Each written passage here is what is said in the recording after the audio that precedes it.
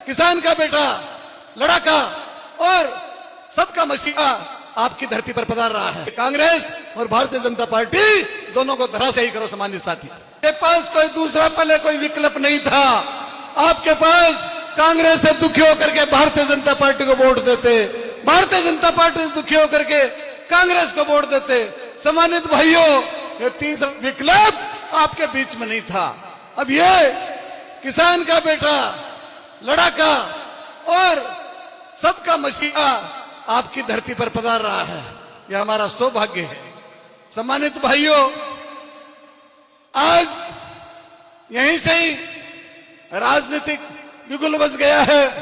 सामने आने वाले चुनाव है, उस चुनाव में मजबूती से तैयारियां करो और तैयारियां करके अपने पंच, सरपंच, प्रधान आप अपने क्षेत्र से तय करो और जिताओ मेरे सम्मानित भाइयों। और ये कांग्रेस और भारतीय जनता पार्टी दोनों को धराशायी करो सम्मानित साथी। भारत का संविधान बना था, उस समय सभी समाजों को समानता का अधिकार दिया था। वही एक वोट का अधिकार राजा को था और वही प्रजा को था। वोट की कीमत समझो मेरे सम्मानित भाइयों। जब चुनाव होते हैं तो आपके बीच कांग्रेस और बीजेपी वाले का बुलावना दे करके बुलाने के लिए आते हैं मेरे भाइयों, और कहते हैं कि हम आपका ये काम कराएंगे, वो काम कराएंगे, और वोट लेके चले जाते हैं। सम्मानित भाइयों, आप अपनों को पहचानो। किसान की पीड़ा किसान समझेगा, दलित की पीड़ा दलित समझेगा। मेरे भाइयों, तो अपना किसान का बेटा हनुमान बेनीवाल जो आपके लिए लड़ाई लड़ रहा है, उसको समझो। मैं सभी 36 कौम के मेरे भाइयों से कहना चाहूंगा कि आप अपनी ताकत का परिचय दियो।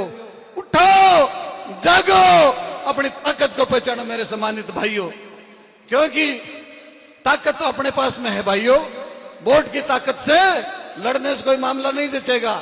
अभी आपको देखने को मिला था, हमारे जो छात्र साथी हैं, हम किसान के बेटे एक एक हमारा पशुधन बेच के एक एक रुपए इकट्ठा करके बच्चों को पढ़ाते हैं, और हमारा जो पेपर का विषय आता है उस समय पेपर लीक हो जाते हैं।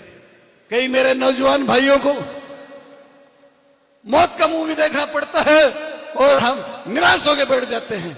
अभी जंतर मंतर पर आप लोग को देखने के मिला था, तो ये कैसा घिनौना कृत्य था, कैसा ये भयानक दृश्य था। भाइयों, आपको जानना होगा, आपको समझना होगा और अपनों को पहचानना होगा। भाइयों, जब भारतीय जनता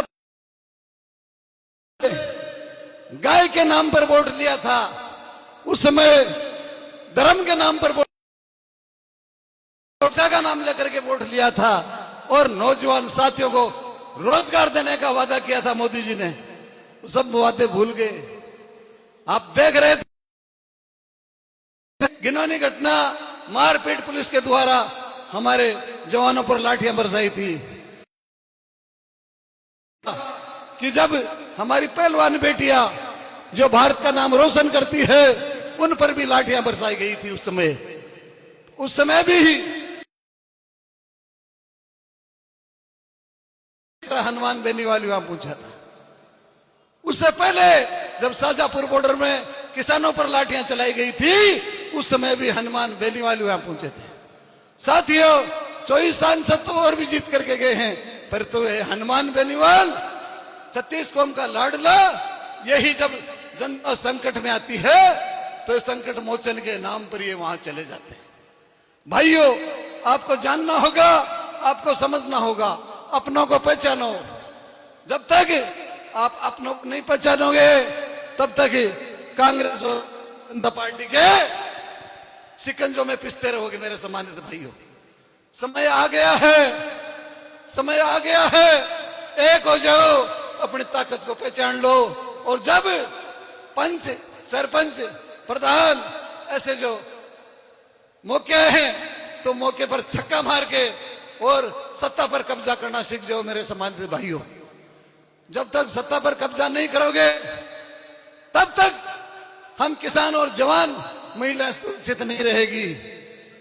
हनुमान जी बेनीवाल बताते हैं कि जो सरकार की अव्यवस्था है उसके विरुद्ध में हम लड़ाई लड़ रहे हैं। साथियों, आज तमाम विभाग हैं वो सब भ्रष्ट हैं, तो इस भ्रष्टाचार को मिटाने के लिए किसान का बेटा ही है जो करेगा। तो आप किसान की आवाज पहचानो और दबाओ मत, उठाओ, जागो, अपनी ताकत को पहचान लो। मेरे सम्मानित भाइयों, आपने मेरी बात सुनी, ध्यानपूर्वक सुनी, परंतु इस बात को ध्यानों में मगज में बैठा लेना कि हमें कांग्रेस और भारतीय जनता पार्टी का सफाई क्यों। माता बहनों, करते होगे ना साथ? ऊपर हाथ उठा के बताओ कि कांग्रेस और भारतीय जनता पार्टी का सफाया करेंगे और किसान का बेटा